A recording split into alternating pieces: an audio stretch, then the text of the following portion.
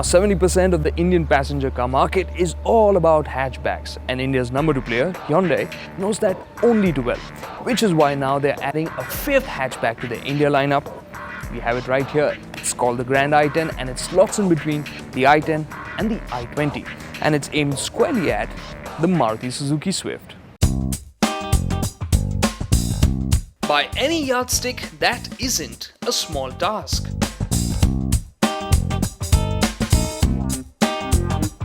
Which is why the Grand i10 has come armed to its teeth.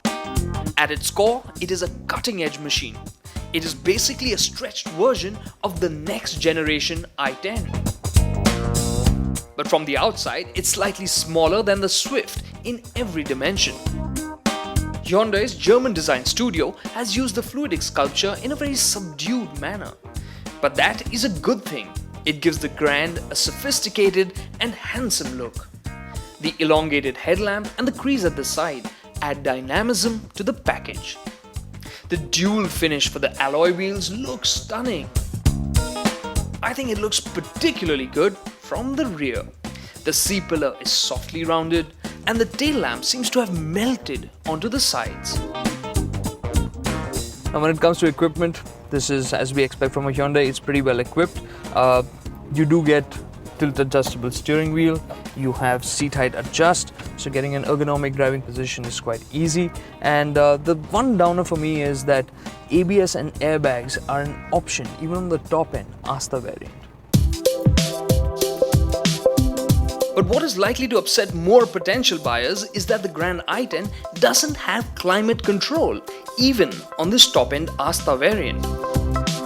What it does have is a music system with 1 GB of inbuilt memory which can store music or contacts from your phone. There's Bluetooth connectivity and USB and auxiliary input too. It has steering wheel mounted controls, keyless entry and go, and reverse parking sensors. The dual tone dashboard looks smart and the round aircon vents look particularly classy. However, less scratch-prone plastics and a slightly richer finish like the silver grey trim that we have seen on the i10 and i20 would have been welcome. Inside the cabin there is ample space for storing phones, bottles and maps. There's even a cool glove box. More importantly, the Grand i10 makes space even for the tallest of drivers. And it gets even better. The Grand i10 is based on the next generation i10, but it has been stretched for India. The Grand i10 is about 100mm longer than the next gen i10, and it also has a 40mm longer wheelbase. Hyundai has also used a different C-pillar to create a more airy feeling in the backseat. Now the second row of seats is going to be a big strong point for the Grand i10, and here's why. There's some nice attention to detail like this, the way the seatbelt slots in here on the side when you're not using it. And of course a big talking point is going to be the aircon vents for the second row of seats, which will help cool this area much quicker and better. And then of course there's the space, there's just so much of it. Legroom is really impressive, great headroom too, and on top of that the seats offer good under thigh support, well cushioned, so really a comfortable second row of seats. Although 3 abreast, there'll still be a bit of a squeeze. There's even a power outlet under the AC vents. Quite easily, this back seat has the edge over the Swift. The 256-litre boot is pretty generous and has a usable shape too. Meanwhile, at the other end, our test car had Hyundai's second generation diesel motor, the i10 1.1 CRDi. Let's see how this performs on the road.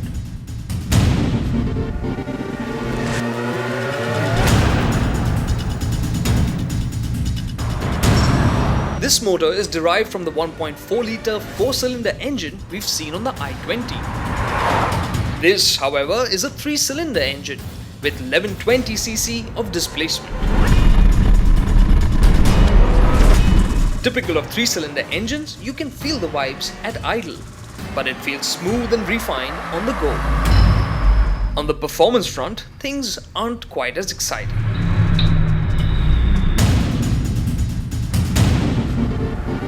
Now this diesel motor doesn't have that punch of torque that you get on the Multijet or the DDIS on the Marutis.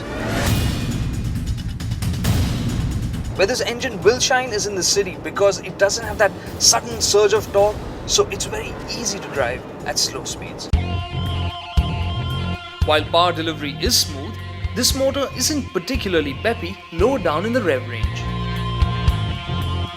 It does have a bit of turbo lag with things picking up past the 2000 RPM mark and then power trailing off past 3.5. As long as you keep it in this range, the Grand i10 moves forward smoothly and confidently.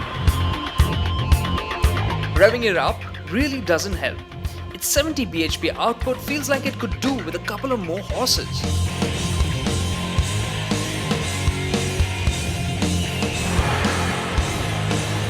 If you're on the highway or if you just want to drive quickly, you will have to work the gearbox a bit.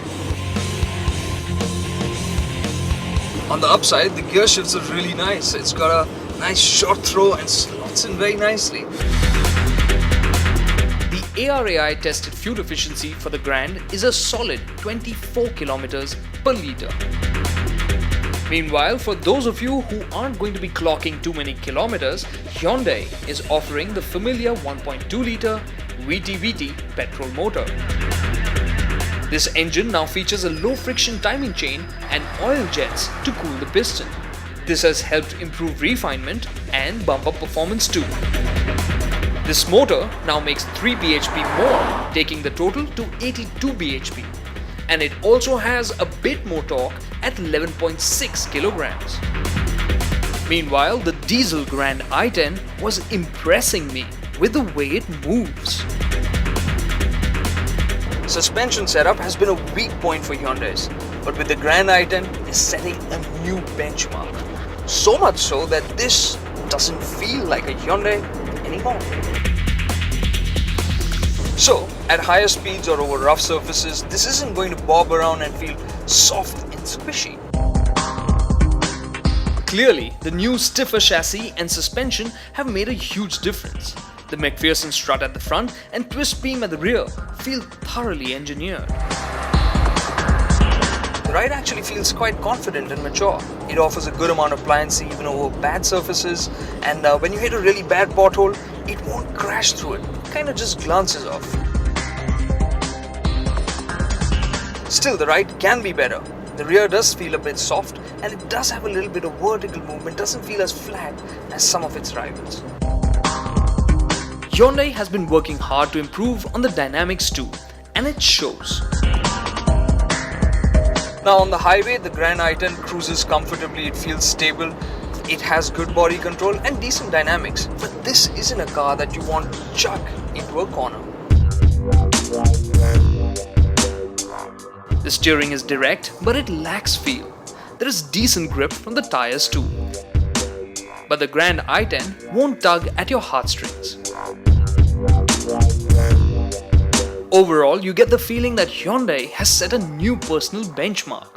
The Grand i10 is a handsome looking machine. It is well built and has an air of quality. A choice of petrol and diesel motors widens its appeal further.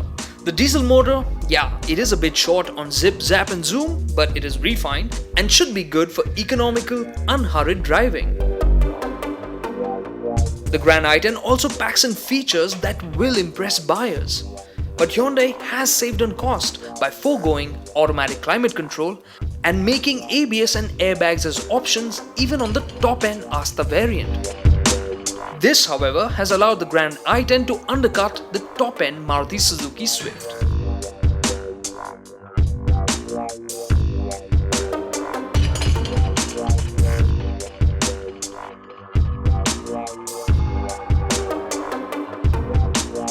Despite that, the Grand i10 offers a combination that will win the Indian car buyer over.